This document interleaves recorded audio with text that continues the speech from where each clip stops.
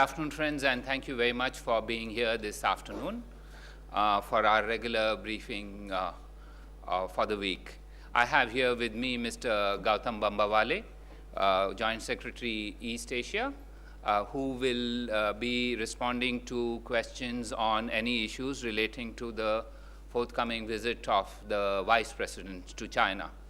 And what we will do is we will focus first on the visit of the Vice President to China. I will make some opening remarks, following which any of you can ask any questions on that aspect. After that, I'm willing to answer any other questions that any of you may have on any other subjects. I think with those brief remarks, let me try and focus first on the issue which is primary here today, and that is, as you are aware, the Honorable Vice President Shri Hamid Ansari will be visiting China from the 26th to the 30th of this month. This visit is at the invitation of his counterpart, Vice President Li Yuanchao. This is Vice President Shri Hamid Ansari's first visit to China. Also, for your information, the last visit of a Vice President of India to China was in 1994 by the then Vice President Shri K.R. Narayanan. Vice President, as is usual, will be accompanied by a high-level delegation. The Minister of State Independent Charge for Commerce and Industry will be with him. Srimati Nirmala Sitharaman will be the minister with him. Along with her will be 4 other members of Parliament. They are Mr. Hukum Narayan Yadav from the Lok Sabha. He is from Bihar. Dr. Bhalchandra Mungekar. He is from the Rajya Sabha, Maharashtra. Honorable Mr. K.C. Tyagi from the Rajya Sabha. He is from Bihar also. And then finally, Mr. P. Rajiv from Kerala, also from the Rajya Sabha. In addition, the Vice President's delegation will have senior officials, and Foreign Secretary Srimati Sujata Singh will be in the delegation, along with Mr. Shwash Pawan Singh, the Secretary to the Prime Minister, to the Vice President, as well as Mr. Gautam Bambawale, who is the points person relating to all our matters relating to China, along with other countries in East Asia. In China, the Vice President will first be visiting Xi'an. In addition, he will be visiting Beijing. For those of you who are interested, Xi'an is part of the Shaanxi province, and that's where there is a lot of India contact in terms of, as you know, the Chinese traveler, Xuanzang, who had visited India, and he had gone back, and in the monastery there had transcribed Buddhist texts into Chinese. And these are very precious texts which still exist in Chinese. And therefore, the choice of Xi'an as part of our cultural contacts with China. Now, the Vice President's visit to Beijing is going to have 2 components. There is a bilateral component,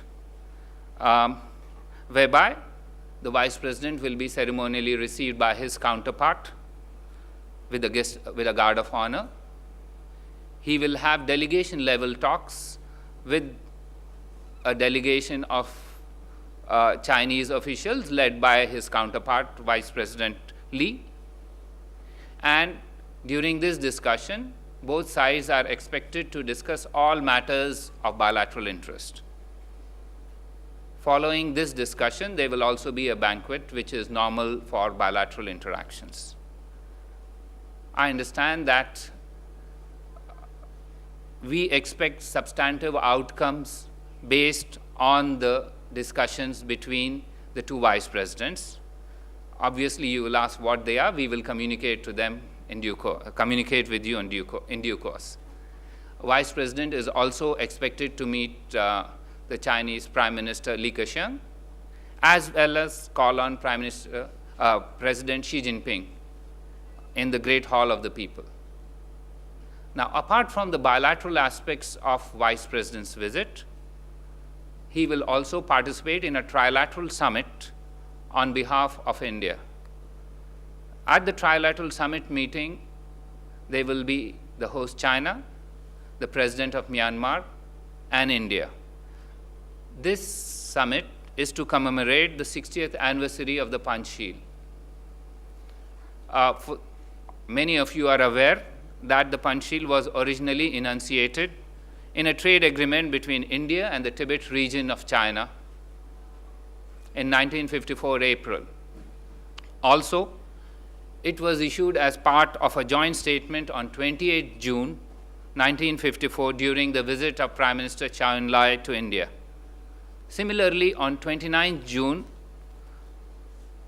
it was adopted as part of the China-Myanmar joint statement in Yangon, and hence the 60th anniversary of these two events is being celebrated in China. During his stay in Beijing, Vice President will also use the opportunity to interact with the Myanmar President, who will be there. The detailed program will be provided to those of you who are traveling with the Vice President as it is finalized shortly. As you are aware, India and China have maintained regular contacts at high levels. This is part of our strategic communication with each other, and Vice President's visit is part of this sequence of visits and regular exchanges of visits between our leaderships. It is expected that it will add new content and substance to our bilateral relations with specific outcomes. The floor is now open if any of you would like to ask questions on any aspect of this visit. Just a minute, please raise your hand. Yes, please bring the microphone. Sir, is any business delegation from India is also going along with Prime Minister, along with the Vice President? And who are going, sir? Any big businessmen like? No, I don't think there's any business delegation which is accompanying the Vice President of India to China.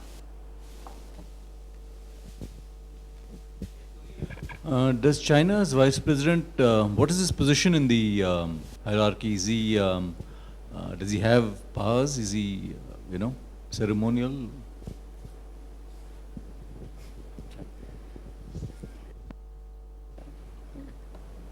Well, as far as the Vice President of China is concerned, it's a constitutional position. I think all of you know that. And he's one of the top leaders of that country. So I think there is a lot of similarity between the Vice President of India and the Vice President of China. Also, we've told you that they will have delegation level talks with substantive outcomes. This is a visit which will have bilateral content. Yes, Ranjit? Is India also planning similar celebrations in our own country? Well, we have had some events here in India. For example, recently there was a reception where the ambassador of Myanmar, the ambassador of China to India, and the foreign secretary were together on one platform to mark this 60th anniversary of the 5 principles of Panchsheel. So some events have been held here, and there is likely to be some more events in the coming months. Yes, Dr. Akhilesh Suman. Sir, as you yourself has said that other than the 5 principles of peaceful coexistence, there had been trade agreements between India and China, especially through Tibet. So do you think that this trade agreement is being implemented, and is there any need of moderation in the original Panchsheel agreement? Well, the government of India thinks that the 5 principles of Panchsheel are valid and are important even in today's world. And if you look at those 5 principles, you will see that they are very general principles which we believe should govern state-to-state relations, country-to-country relations, even today. So all the 3 countries, which is China, India, and Myanmar, feel that this is relevant even today, and that is why we are jointly celebrating the 60th anniversary of the first enunciation of these principles in 1954. As the Joint Secretary External Publicity mentioned, that the first time these 5 principles were mentioned were in April 1954 in a trade agreement between India and China regarding trade between Tibet and India. So that was the first mention of these 5 principles. But then again in June in 1954, the 5 principles found mention in joint statements that were released when the then Premier of China, Chou En-lai, visited India on June 28th and in Myanmar on June 29th. So that was a reiteration of the same principles which were first enunciated in April of 1954. And we believe that these are general principles which should govern relations between countries and between states. Yes, just a minute. Besides these politicians, who are the part of the delegation? I think I explained to you there were senior level officials, that is including the Foreign Secretary, the Secretary to the Foreign Secretary Srimati Sujata Singh, the Secretary to the Vice President Mr. Swash Pawan Singh, and Joint Secretary East Asia Mr. Gautam Bambawale, who's here with us. Yes, Naz? After this visit, what will be the next highest level visit between the 2 countries? Well, you are aware that Prime Minister is traveling to Brazil for the BRICS summit. It is our expectation that the leaders of the 2 countries will be meeting there. Also, you are aware that we have invited the President of China to visit India. This will happen later during the year. I had mentioned to you that after the meeting with between External Affairs Minister and the Special Envoy of the Chinese President, Mr. Wang Yi, when he came here, that we expect 5 to 6 senior high-level interactions during the course of this year. This is the first of those interactions after the new government has settled in India. Anyone else? Otherwise, we'll move to something else. Well then, I will ask Joint Secretary East Asia if he would want to leave because he has some other commitments. Is that all right if you don't have anything else? Thanks. Yes, the floor is open for any other questions that you may have. Anyone? Since none of you have. Yes, Ranjana?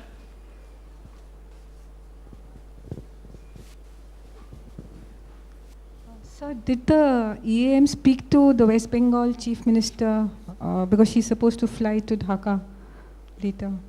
And did they touch upon Tista and the LBA? I don't think you should put words in my mouth when you ask that question. But let me tell you that the External Affairs Minister is preparing very diligently for her visit, which is the first solo visit by her to any country. She leaves in a few hours' time. She has been in contact and being prepared. As part of her preparation, she did speak to the West Bengal Chief Minister, Srimati Ms. Mamta Banerjee, earlier this afternoon. Yes. Yes. Please hold on till the mic. Sir, on this Iraq issue, can we go anybody else on this, and otherwise then we move one by one. Anyone else on Bangladesh?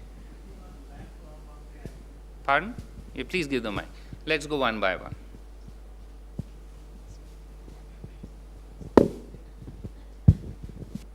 anything on land boundary agreement, sir? What does anything on mean? I mean, can you elaborate? What do I elaborate on? This is a matter which is now with Parliament. It's in the Rajya Sabha. It will be discussed there. Yes, sir. Anybody else on Bangladesh? No, you don't get a chance to finish yours. Anyone else? Yeah. On Bangladesh?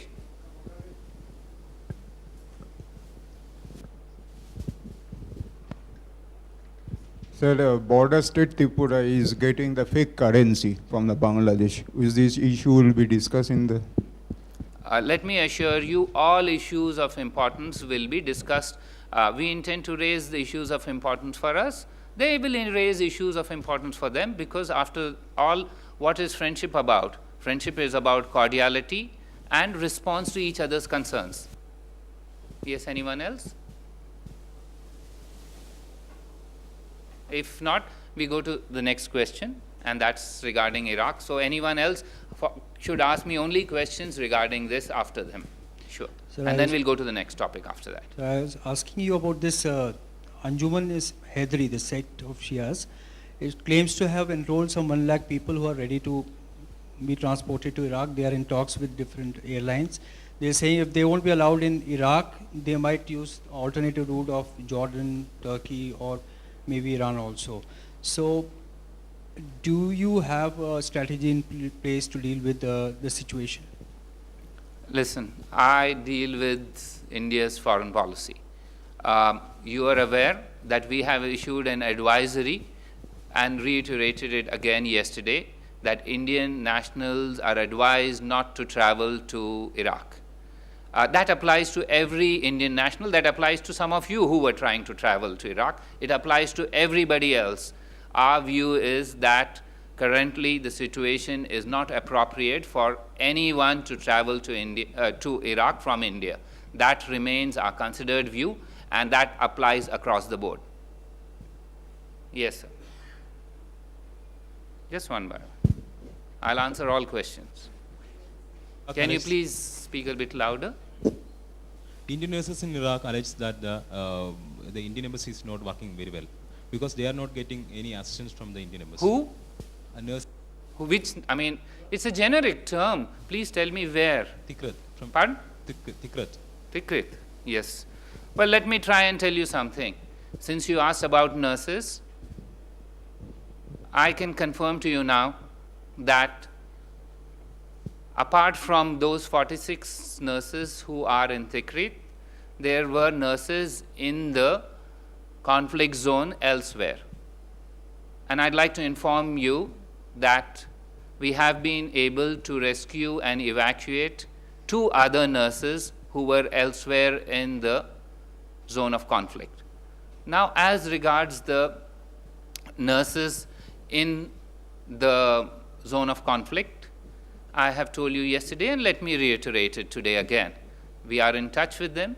This is a difficult situation because they are in a zone of conflict which is not under the control of the Iraqi authorities. However, by our last communication, as of now, none has intruded into the hospital. Number 2, they have electricity and food supplies. We are working with a variety of people to try and see how best we can move them out from there, but please understand that the land routes are not, it's not possible to use land routes. And in such situations, while we will work, we will also advise caution. And that we've done yesterday in terms of requests and advice to all of them to ensure that they do not move out of their places where they are staying, given the security situation there. Yes, sir. One by one. Hello, Maharashtra के कुछ 10 लोग Iraq में फंसे। कहाँ पर? जरा जोर से बोलिए। बासरा में फंसे हुए हैं। जी? बासरा। बासरा? हाँ। जी जी। वहाँ फंसे हुए हैं, वो उनकी फैमिली कह रही है कि उनको कोई सपोर्ट नहीं मिल रहा है। जी। एक बार तो पहले आप जान लें कि बसरा कितनी दूर है जोन ऑफ कॉन्फ्लिक्ट से। बसरा है सदर्न पार्ट ऑफ इराक में, जो तकरीबन 500 से ज़्यादा किलोमीटर दूर है कोई जोन ऑफ कॉन्फ्लिक्ट से। तो ना तो अभी उनकी कोई सेफ्टी का प्रॉब्लम है, ना कोई सिक्योरिटी का प्रॉब्लम है। अब रही बात कंसर्न की, और मैं जानता हूं कि भाई लोग, ये नॉर्मल बात है कि लोग कुछ कंसर्न रह सकते हैं। मैंने आपको बताया था कल, और फिर आज कहना चाह रहा हूं कि हम एक कैंप ऑफिस खोलने वाले हैं बासरा का, बासरा में भारतीय एम्बेसी का, और वहाँ पर जब लोग हमारे जाएंगे मदद करेंगे। लेकिन जो प्रॉब्लम आप जो कह रहे हैं वो प्रॉब्लम है लेबर की, वो ऐसे कोई प्रॉब्लम नहीं है सिक्योरिटी की, ना कोई प्रॉब्लम है सेफ्टी की। ये प्रॉब्लम है लेबर की, और ये लेबर प्रॉब्लम हम इसको एड्रेस कर रहे हैं। जैसा कि मैंने फिर से आपको बताना चाह रहा हूँ, हम इराकी गवर्नमेंट के साथ एक कमेटी तैयार किए हैं। ये कमेटी हर लेबर प्रॉब्लम को पर बात करेगी, क्योंकि इनमें से कुछ लोग, मैं ये जो आप कह रहे हैं वो नहीं, लेकिन इनमें से कुछ लोगों के पास वीज़ा नहीं है, इनमें से कुछ लोगों के पास कब आए प्रूफ नहीं है, इनमें से कुछ लोगों के पास आइडेंटिटी कार्ड्स नहीं है। तो जब उनको जाने से लौटने से पहले ये सब चेक कर तैयार कर सकते हैं। वैसे बसरा का एयरपोर्ट खुला है, ऐसा कोई प्रॉब्लम नहीं है, ना कोई फंसे हुए हैं बसरा में, क्योंकि बसरा का एयरपोर्ट खुला है, ना वहाँ कोई सेफ्टी का प्रॉब्लम है। Anyone else? Yes, one by one. Yes, Enjoy. Sir, about these 40-odd people who are in captivity, what is the situation there? And what about the others, about 20 others who are in the conflict zone? Is there any effort to get them out? Have any of them been moved out in the last 24 hours? Srinjoy, let me address one by one your questions. Those in the conflict zone, yesterday evening I mentioned to you 17 had been moved out. Those 17 were in Baghdad, and since then they have moved out of Iraq. I just announced a little while earlier that 2 nurses who were in the zone of conflict, these do not pertain to the 46.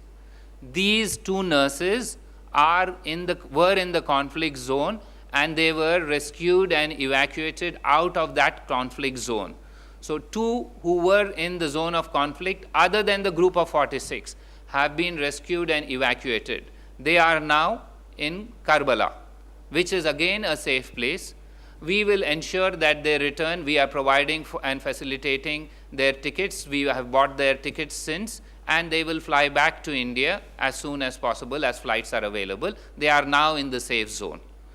That brings back to your question, which is the second question, but I will answer it because I think it's an important question. That is about those Indian nationals who are in captivity. Let me repeat again, for those skeptics who think that we are in the dark about it, we are not in the dark about it. We are aware of where, let me put it another way. As of today, we again have confirmation from multiple sources that these Indians remain in captivity and they are unharmed.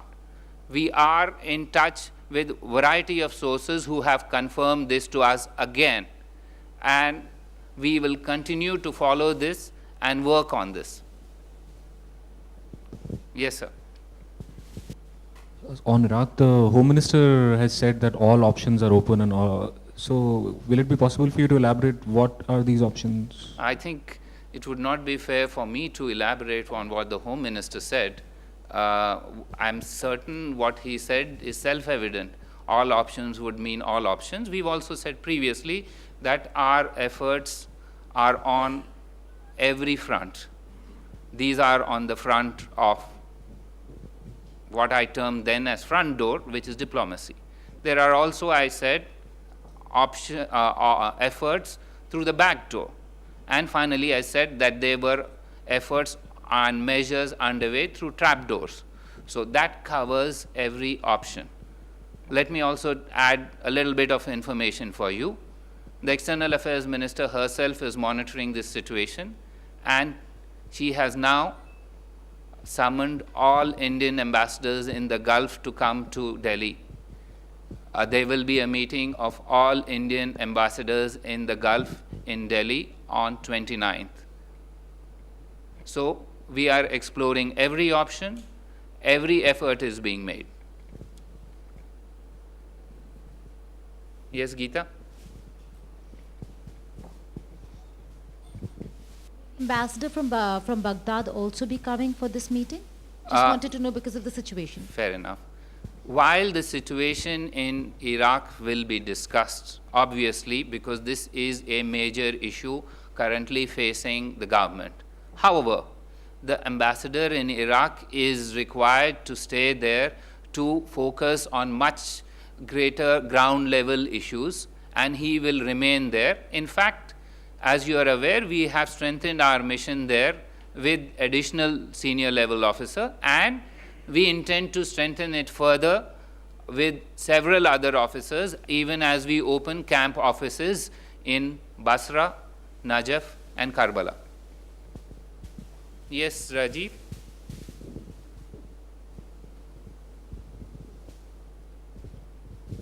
Akbar, whether this meeting of envoys from the Gulf region will also focus on the latest situation obtaining in the Kurdish region of Iraq, where the Kurds have taken advantage of the volatile situation and run over Kirkuk, their capital historically. And when the Kurd leadership met John Kerry, they indicated to him that they may be seeking independence from Iraq. Now, how does it impinge on the security and foreign policy aspects of India and the all security, as also the current hostage crisis, if any? Rajiv, let me try and tell you that we've summoned these ambassadors to understand the complexity of the situation that we are facing, both in Iraq and in the region generally. That said, what you are saying will certainly be part of those discussions.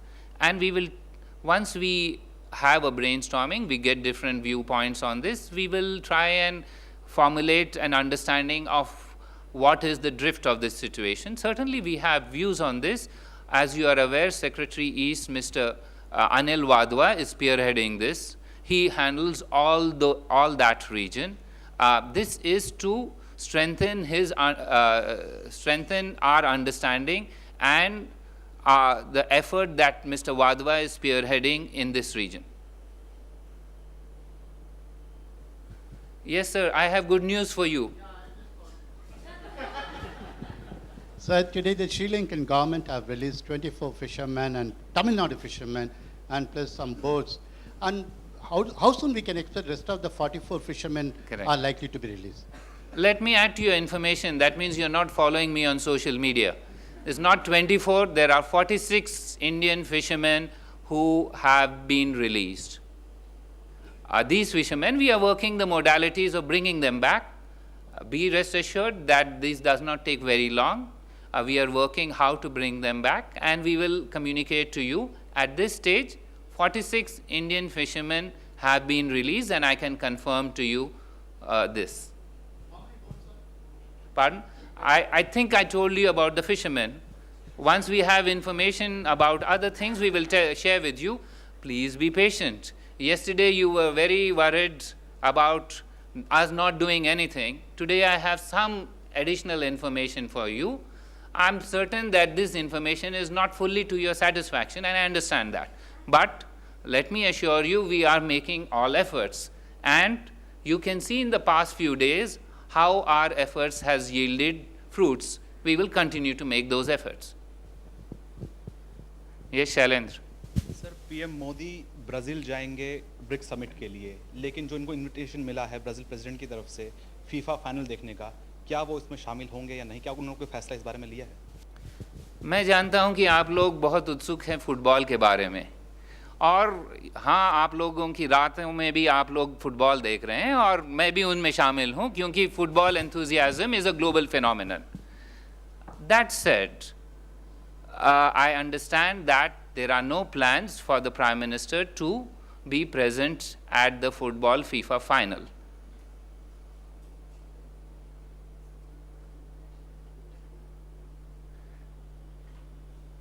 Anyone else? If not, I will end this interaction. Thank you very much.